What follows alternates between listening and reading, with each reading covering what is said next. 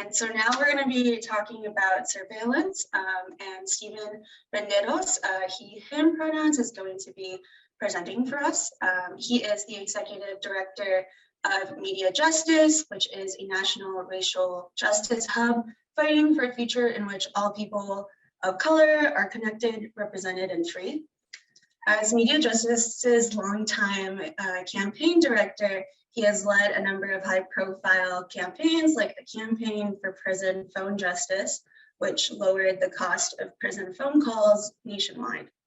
Steven also led efforts to win the nation's strongest net neutrality rules, blocked the merger of Comcast and Time Warner, and pressured Facebook to ban white nationalists on their platform. Steven also came to the organization through the Media Justice Network, helping recruit and grow the network to its current size of over 100 member organizations. As a native of Los Angeles, Steven grew up in an immigrant household at the height of anti-immigrant fervor in California. The propaganda campaign that fueled the passage of Proposition 187 in the mid-90s motivated Steven to seek out a career to challenge media bias and democratize communications for immigrants, people of color, and other communities at the margins. In addition to all of this, he is also the co-founder of Radio Pocho, a DJ collective in Minneapolis, Minnesota, which seeks to reclaim cultural roots through music. Welcome, Steven. Thank you. That's a very robust introduction. I really appreciate it. All right. Well, thank you all so much for inviting me to come and talk to you all about surveillance. A very light topic, of course. And I get to do it right after lunch, after y'all have had lunch, so even better. But first off, I actually want to thank the organizers for us, not Amazon, for having me here today. I think by now you've actually had a chance to listen to some of the brilliance of folks like Maurice Weeks and Ryan Garrity, and both are going to be really hard acts to follow, I'll be honest, but I'm going to do my best. So yes, I'm Steven Renderos, and just by way of a little more introduction, I've been organizing around media and tech issues now for well over a decade, which, in the internet age, makes me an OG in this space. I've been organizing for much longer than that, though, closer to 2 decades, and came into this kind of work of organizing through struggles around housing, immigrant rights, and police violence. And I came to Media Justice 10 years ago because I believe strongly that liberation for our people really requires that we liberate media and technology as well. I also, by way of introduction, just want to share a little bit about how I come to this topic of surveillance. So I was raised by a single mother who, in order to make ends meet, relied on public assistance programs to supplement her limited income as a garment factory worker. I actually remember often having unannounced visits to our apartment from caseworkers to verify that, everything she had told them was actually true. I actually remember the stigma that my mom felt at the store when she had to pull out food stamps to pay for, our groceries. I remember myself feeling super powerless, when the first time I was pulled over by cops. It was literally hours after getting my driver's license, and I was pulled over because the cop told me I was in a nice neighborhood and I looked suspicious.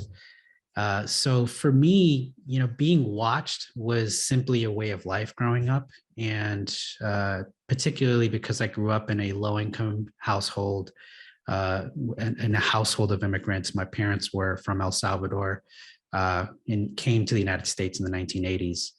So, I don't think I came to understand the role that corporations really played into that until much later in my life. So for me, really, the epiphany came in listening to LaTanya Sweeney, who is a professor at Harvard University. And I heard her talk about kind of Googling her own name and having the search engine spit back some pretty racist ads. And it wouldn't be until working here at Media Justice that I would take a much more critical view of Amazon as a corporation that not only extracted massive troves of data, but then was actually helping the government and police do the same thing. So that's a little bit, I think, about how I enter into this discussion. And let me just keep an eye on the chat and make sure I'm not missing anything here. Cool. Thank you. Thank you for folks plugging in some of our links and stuff. So if you happen to be unfamiliar with media justice, I want to give you just a quick primer. We're a national racial justice organization that fights to advance the rights, ownership, and control over media and technology for people of color. So we're the host of the Media Justice Network, a network of over 100 racial justice media and arts organizations that are based all over the country. And so before we kind of dive in, that here are a few folks, a few pictures of some of our folks throughout the year. So you'll notice that we're a Black and Brown led organization. We're immensely diverse. We're racial justice like first centric in terms of the lens that informs our work. And I think that separates us a little bit in terms of some of the other organizations that tend to be involved on issues of media and tech broadly at the national level. So before we dive into the topic, I also wanted to briefly touch on the Eyes on Amazon campaign, which was launched last year and organized by Media Justice and the members of the Athena Coalition. The goals of the campaign were threefold. It was one, to get Amazon to stop selling surveillance technology to law enforcement. Two, it was to pressure Amazon or demand that Amazon stop surveilling its workers. And three, to pressure governments to step in and regulate this giant corporation. I'm going to talk a little bit later about what this campaign has been able to accomplish. But for now, I just wanted to give you a bit of that context because that's how I'm entering into this conversation. And I should say that within the Athena Coalition, which I think folks should be familiar with, we are a member that leads the Panopticon table, or the table that focuses on surveillance. Cool. So let's get into it. Before I even get into the technology part of all of this, I think it's helpful for us to ground ourselves on why surveillance exists in the first place. I want you to imagine with me for a second, and if you can bear it, if you can close your eyes for a bit, please do so. If you need to shut off your cameras, that's totally cool. There are two people in this imaginary scenario. You're one of them.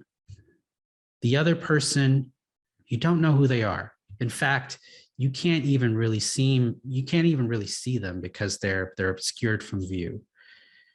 But you start a conversation and you quickly realize that this other person knows everything there is to know about you.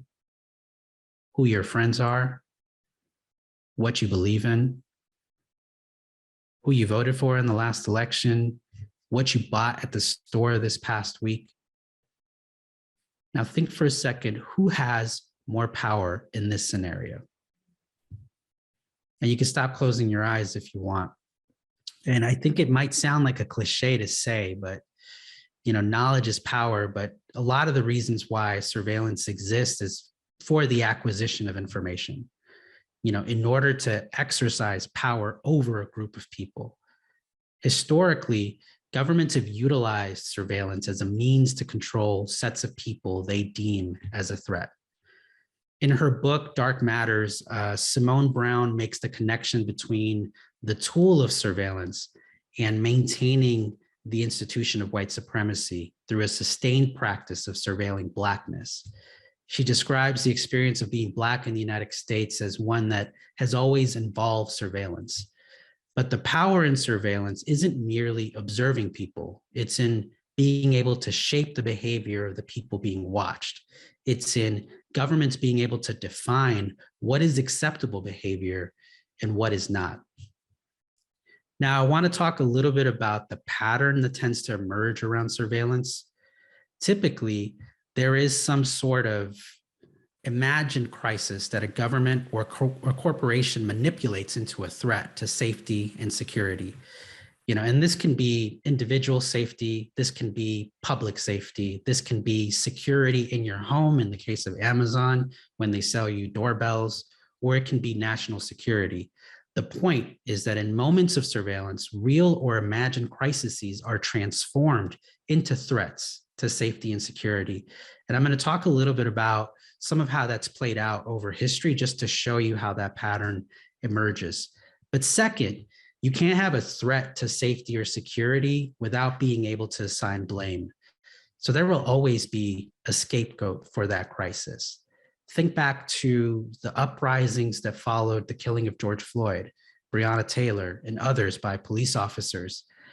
The media coverage on a lot of those protests focused more on protesters as looters and people who posed a threat to private property. There was actually a recent article that came out just this past week, I believe, by MIT Technology Review that exposed a massive surveillance operation in Minnesota that was organized across dozens of law enforcement agencies following directly after the protests in 2020.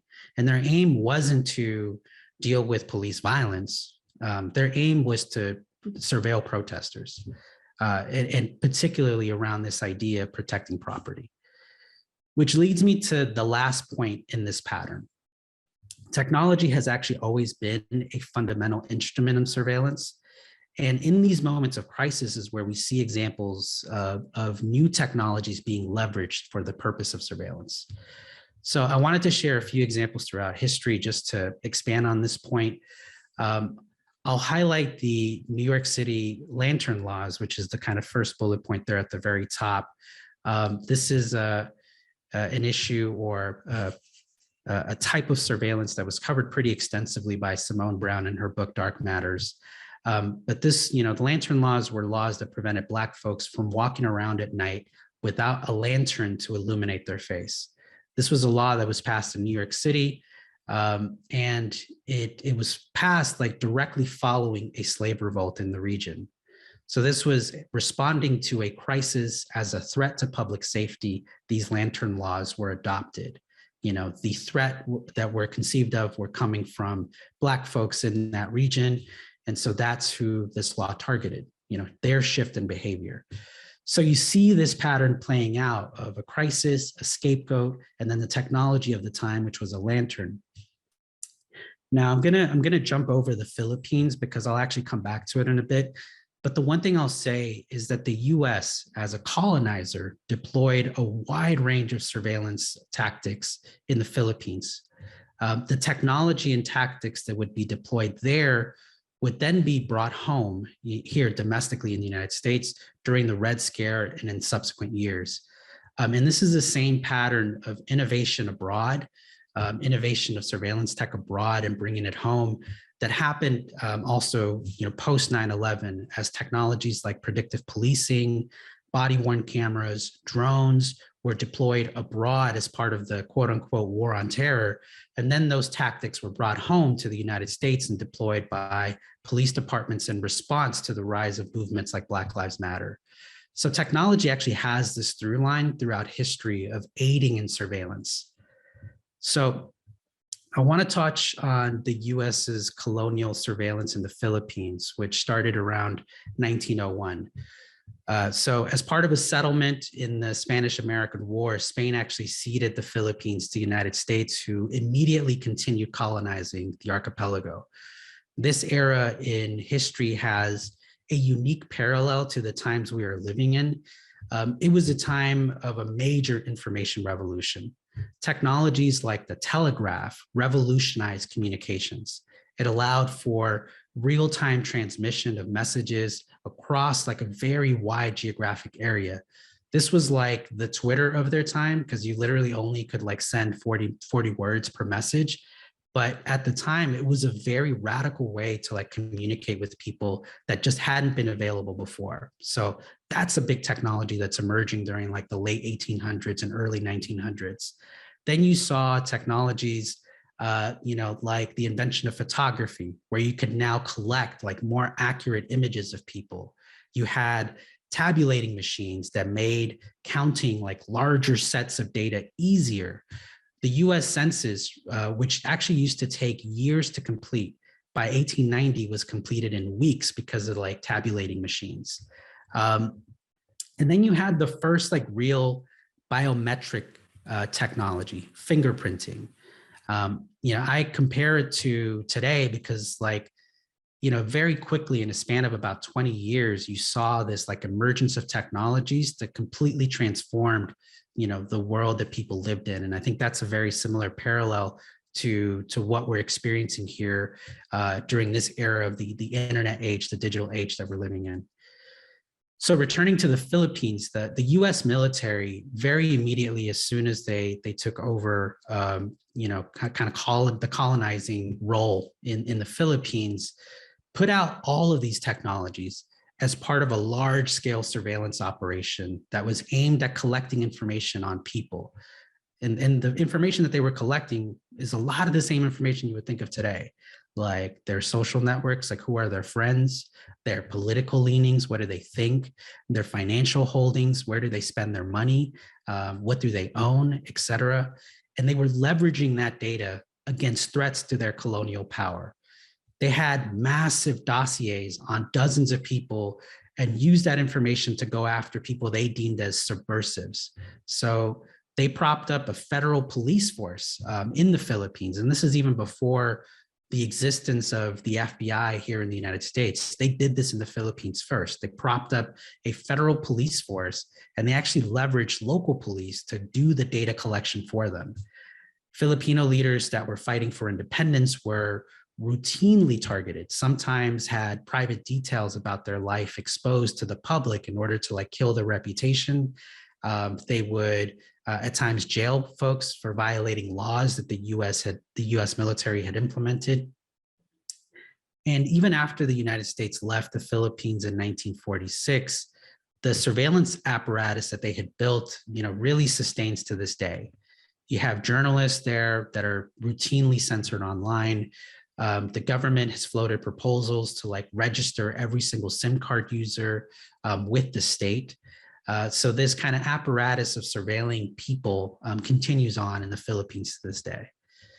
In addition to those tactics tried in the early 20th century by the US military, they would go on to be adopted by domestic law enforcement agencies. And they would go after any sets of people in that time that they were deeming un-American. In this period, beginning in about the 1920s, is where we see the first examples of surveillance targeting Black political and religious organizations, which of course would be accelerated in the civil rights era. But the purpose of surveillance hasn't really changed over the last 300 plus years. Technology's role in enabling that surveillance hasn't really changed either. What it has changed are the conditions that those who are being surveilled face. So, I want to get into talking about Amazon, and I want to talk about three kind of Amazon-owned technologies: Rekognition, Ring, and Amazon Web Services, or AWS. Now, you've heard about AWS, I think, by now from Ryan's presentation, so I won't linger too long there. But before we dive into these technologies, I actually want to refresh our memory about Amazon's business model. They may have started as an online bookstore, but selling products is not their business. I tried to kind of come up with a very not so efficient, not so beautiful graph, but tried to simplify their business model as much as possible, because I think it really ultimately boils down to two things. Amazon, in terms of how Amazon makes their money, they collect data, and they sell the ability to collect data. So that's one thing that they do. That's the big part of their business model. The second thing that they do is they monetize that data by selling it to others or by using it to target people for their products. So who then is Amazon's customer base? You might have thought that the people buying products on Prime are the customers, but I actually hate to disappoint you on this. It's not that. To Amazon, we are actually the product. It is true, they sell us stuff, but in order to they do that in order to get data from us. Every search on their platform, every purchase, every item that sits on your wish list, every time you go to Whole Foods and you purchase, 2 lemons, that is a data point that they have then collected about you. So first and foremost, Amazon's customers themselves. They're trying to find ways to gather more and more data on people. Secondly, they help other companies who want to collect data by providing the infrastructure those companies need to collect massive amounts of data. Then they turn around to the military and to police to offer them products that can help them collect massive amounts of data. That is the business model, and that is who their customers, really are. I want to make sure. Yeah, exactly. Totally, Kaiser. It's just like Facebook. They give us something, right? They give us access to something. And in Amazon's case, they're giving us access to products at, supposedly more reduced, prices, or, with the convenience of getting it faster and faster. They get you in the door at Whole Foods, and if you use your Amazon Prime code, you get discounts on groceries. So they find incentives for you to continue engaging with it in order to, create more data for them. Cool. All right, so let's talk about Amazon's Rekognition, which is a facial recognition software, which was launched back in 2016. And I want to talk about Rekognition because this is one of the ways in which Amazon is actually expanding the power of police departments here in the United States. And I'll talk about a little bit about how they do that. Now, when Amazon first designed this product, they thought that there would be kind of three potential uses for this tech. The first is, employers could use this in the workplace, where they could have facial recognition, attached with the camera to provide access to workers who are coming in and out of the building. So that's one kind of way they conceived that this product could be used. The second way they thought this product could be used was for advertising. So using it on billboards to actually identify the people who were looking at the ad as they walked by. And the third was for law enforcement use. Really shortly after they launched in 2016, they actually started selling this product to police departments all over the country. And here's how facial recognition, or their product, works, and the vast majority of facial recognition software works very much the same way. You first really need a gallery of photographs, so like a photo album, but you need as many photographs as you can get, which every police department out there has at least two versions of this. They have a mugshot database of everyone that they've arrested, and they also have a driver's license database. So you need a gallery of pictures. I'm sorry, I'm getting some noise here. So you need a gallery of pictures to start off with. And then, besides that, you need a reference image. So you need some sort of image that you want the software to use to compare against that, gallery of photos. The software is designed to tell you if another face matches the reference image. And here's a couple kind of screenshots from real world examples of, these are examples of recognition being used by law enforcement. Now, it's not like, one thing I should say about recognition, facial recognition software in general, is it's never going to tell you if the picture that you are submitting into the software is this exact other person. It's never meant to be that accurate. It's never 100% accurate. What it'll tell you is does your reference image match any of the photos that exist in your gallery? Now, what you'll notice in the software examples here is that it doesn't tell you, hey, here's the one person that matches. It actually offers you a bunch of similarity scores and presents you with multiple people. Now, facial recognition software, and there's many of them out there, like one of the largest ones outside of recognition is a software called Clearview AI, which is used by dozens of police agencies across the country, and they offer a gallery of photos to the people that buy their software. And their gallery has 3 billion photographs in it. And that 3 billion photographs has come from them scraping social media platforms. So it's very likely that, and I know this for a fact for me, I'm in their database, and I know this because you can actually figure out a way to search and find out. So they have, my information, my visual image in their database.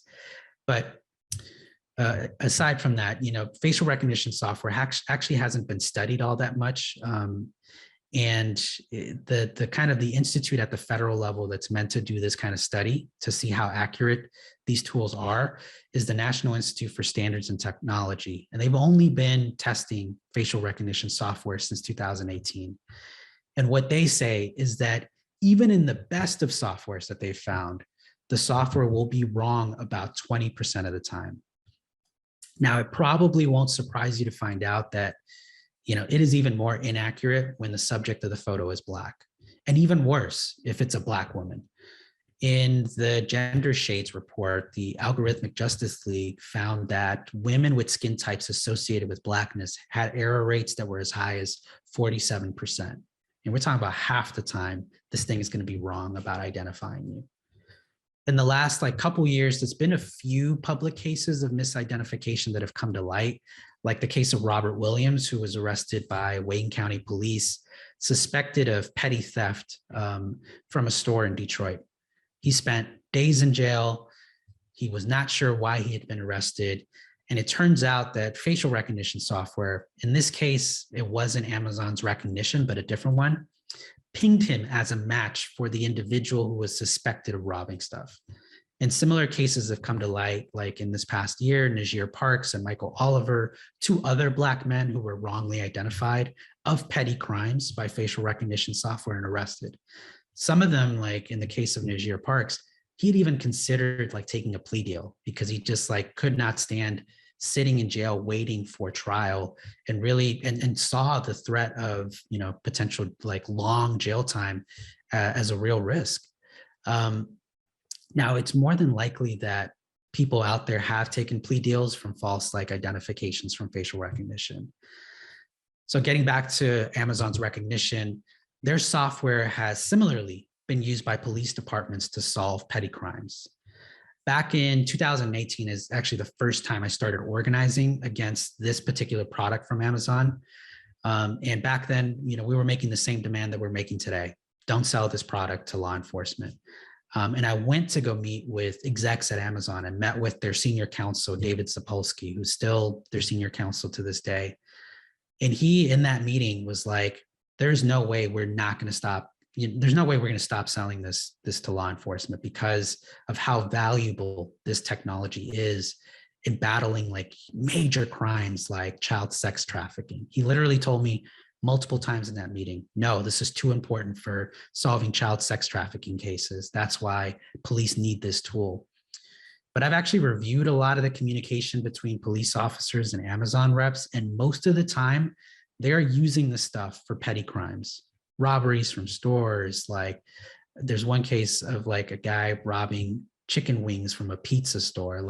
It is the most innocuous reasons to use a very powerful surveillance tool. In addition, they've actually encouraged police departments to engage in bad policing practices, like using artist sketches of a suspect to turn to run through the software. And here's an example of that one. They actually use this in some of their presentations, their marketing materials to police departments as they're trying to sell this product. There's cases of examples of this happening all over the country. There was a report that the Center on Privacy and Technology at Georgetown did in studying how the New York Police Department was using facial recognition software. And there they found that they would routinely use artist sketches. They had an artist sketch of someone, an individual that they were searching for that looked like Woody Harrelson. So they ran a picture of Woody Harrelson through the software to see if they could get a match. So, these softwares layered on top of policing practices that are already pretty racist, tend to lead to even more racist practices. After the protests that were sparked by the killing of George Floyd, and that spread throughout the country, Amazon's CEO and founder at the time, Jeff Bezos, talked about how much he stood for Black life. He had this whole Instagram post about if I lose customers because of my stance for Black lives, then that's what it is. And at the time, we pressured him to stop selling Rekognition, and the company agreed to do so for 1 year. A year later, this is when we launched Eyes on Amazon. And we were pushing for a permanent ban on the sale of Rekognition. And, within days, they agreed to an indefinite moratorium. So I'm not going to sit here and kid you that that is a ban, because it's not, but it's progress made that, we've gotten closer to the demand that we want to. The other thing that's happened since 2018, when we first got involved on this issue, is that dozens of cities have actually passed ordinances to ban police use of facial recognition. Media Justice actually worked on the ordinances that passed in the Bay Area, in San Francisco, Oakland, and a few of the surrounding cities. We also worked on a statewide ban in California that was more focused on preventing the use of facial recognition with body-worn cameras. So, the fight with Amazon is not over, but our goal and aim continues to be a permanent ban that is put in place that prevents the sale of this product to law enforcement. All right, so let's talk a little bit about Ring, which is a company that was founded in 2012 by Jamie Siminoff and was purchased by Amazon in 2018 for $1.5 billion. They sell smart doorbells, which all that really simply means is that the device connects to the internet. And they also have a social network app called Neighbors, which is very similar to other apps like Nextdoor.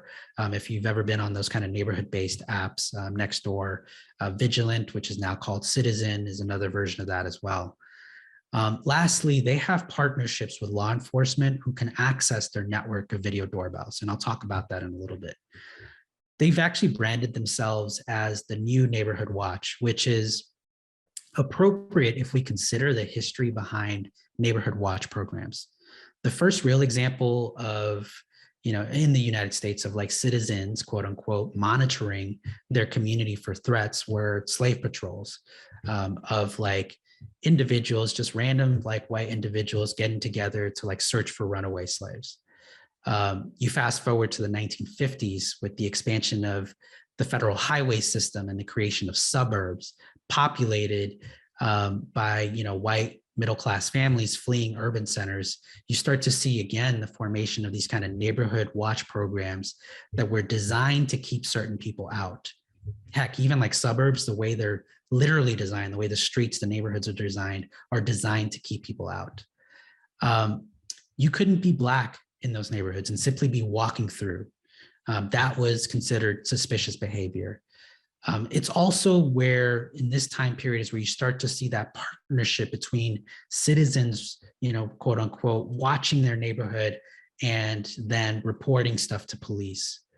So that's the context for this surveillance technology, which is selling people on the idea that this doorbell can make your home and your neighborhood safer. It encourages people to post videos of things recorded on their cameras to the Neighbors app so that their neighbors are aware of what's happening. There's a group of researchers from MIT that decided to study what videos people post on the Neighbors app. They focused on Los Angeles, where they were able to identify how many cameras in total existed throughout the city. And then they actually scraped the Neighbors app for all the posts that had been made on the app in Los Angeles.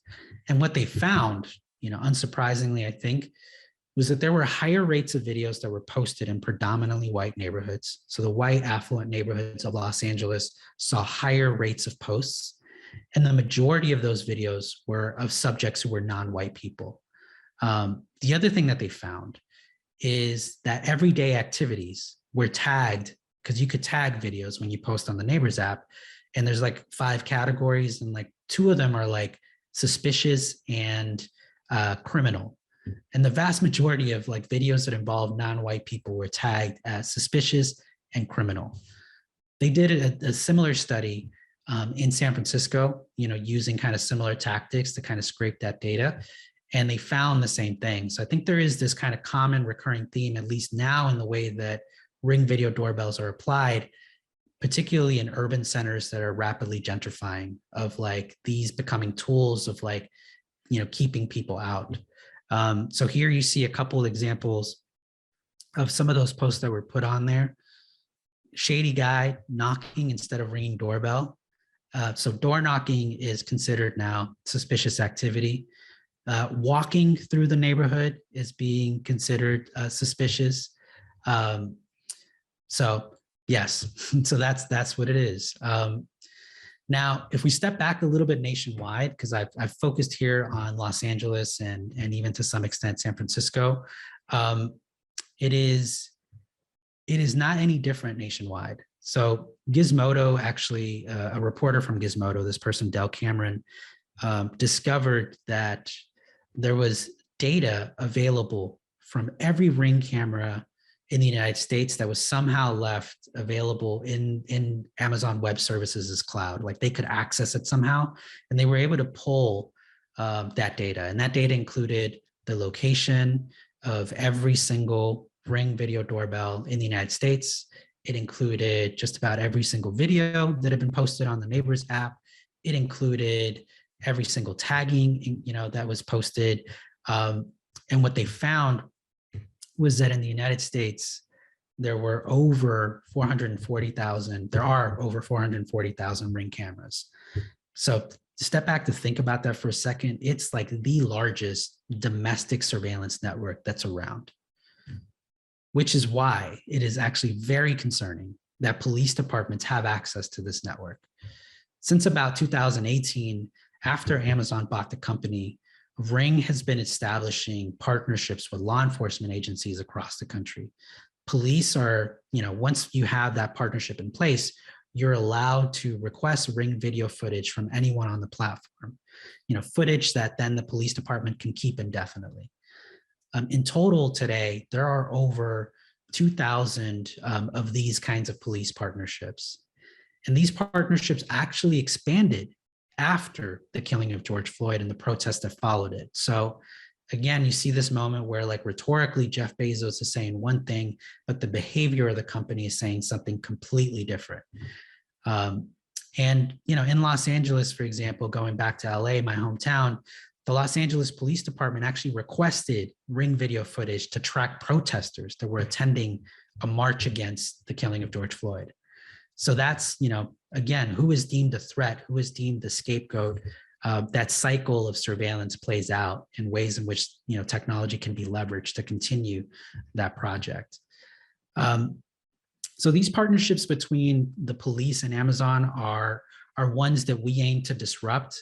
And we look forward to, as part of our work with the Athena Coalition, getting to organize to eliminate these partnerships.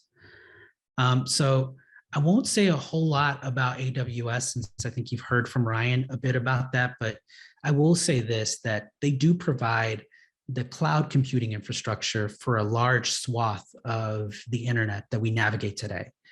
And so a lot of companies actually do really depend on AWS's services. Companies like Palantir, who have surveillance systems that they provide to agencies like ICE and Border Patrol, depend on Amazon Web Services. And if you're curious to learn more about who Palantir is and how they're structured, you all can follow the Mi Gente Network's campaign, No Tech for ICE, and you'll get a deep dive on Palantir. But Palantir and AWS have a very strong relationship. So even if Amazon were to stop selling products like Rekognition and Ring directly to police departments, it's actually still contributing to the surveillance capacities of law enforcement. So I want to wrap up and then kind of open it up for any questions that you all might have, just by saying that I think it's important that we organize at every level against Amazon. The surveillance that they enable is about maintaining an imbalance of power between those that are at the margins. And those that are at the margins today include Black folks, immigrants, Muslims, unhoused folks, trans folks, anyone deemed a threat by those in power.